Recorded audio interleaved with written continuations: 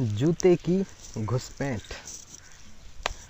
तो आज हम आपको सुनाएंगे जूते के बारे में एक बहुत ही अच्छी कहानी। गर्मियों की छुट्टी हुई तो जैसे सभी बच्चे अपने रिश्तेदारों के यहाँ जाते हैं, हम भी अपना नानी नानी के घर पहुँच गए जूते पहनकर। एक दिन हमने देखा कि नाना जी अपने पैर की मरहम पट्टी कर रहे हैं। तो हमने पूछा, क्या हुआ नाना जी? बोले, जूते ने काट लिया है। हम हैरान परेशान, तो जूता काटता भी है? अगली छुट्टियों में फिर हम मामा जी के घर गए तो उन जूते में तेल लगाते हुए पाया। हमने पूछा, क्या हुआ? बोले, ये चूं चूं करता है। अच्छा, बोलता है, कमाल का है, जूता बोलता भी है। फिर अगली छुट्टियों में चाचा के घर गए तो उन्हें कहते सुना कि फलाना तो जूते का यार है।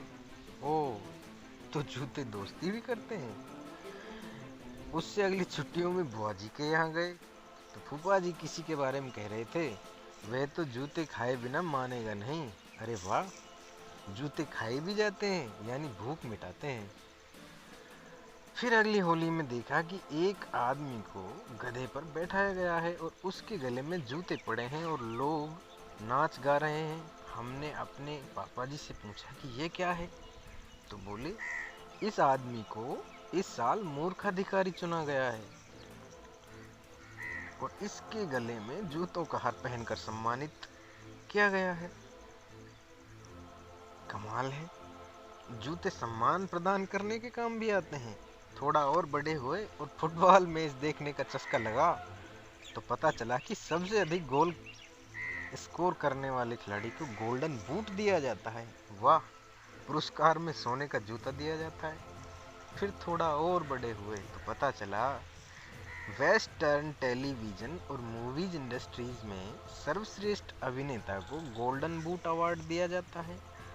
कमाल है, सम्मान अभिनेता का हो रहा है कि जूते का।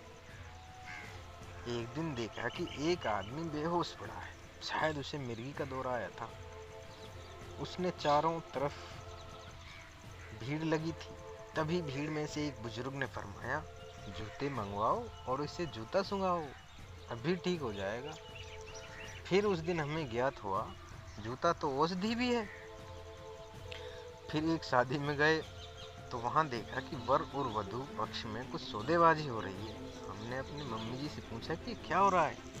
उन्होंने बताया कि बेटा, ये दूल्हे की सालियों ने दूल्हे के जूते चुरा लिए हैं और अब उन्हें वापस करने के लिए रुपए मांग रही हैं। ओ नो, जूते का अपहरण भी हो जाता है। जूता काटता है, जूता बोलता है, जूता दोस्ती यारी करता है, जूता खाया जाता है, जूता सम्मान भी प्रदान करता है, जूता औषधि भी है और तो और जूते के अपहरण का भरा पूरा व्यवसाय है। फिर इंदौर वाले पंडित जी ने याद दिलाया कि श्री रामचंद्र जी के वनगमन पर श्री भरत जी ने उनके जूते अर्थात खड़ाऊ को राजगद्दी पर विराजमान करके 14 वर्षों तक अयोध्या का राजकाज चलाया। तो जूता महाराज भी है।